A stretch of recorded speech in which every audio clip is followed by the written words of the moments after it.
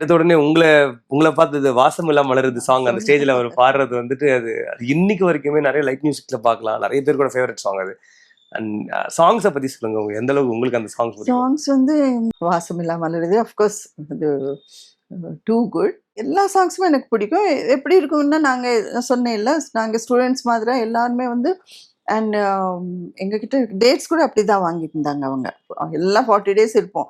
So அந்த shoot பண்ணும்போது நாங்களும் கூட இருப்பீங்க. கூட இருக்கும்போது எல்லா சாங்ஸும் ரசிச்சு பார்க்குவோம். இந்த கூடையில கருவாடு சாங் நீங்க அந்த பாருங்க, அந்த காலத்துல ஒரு புது ஒரு எண்ணம் இல்லையா?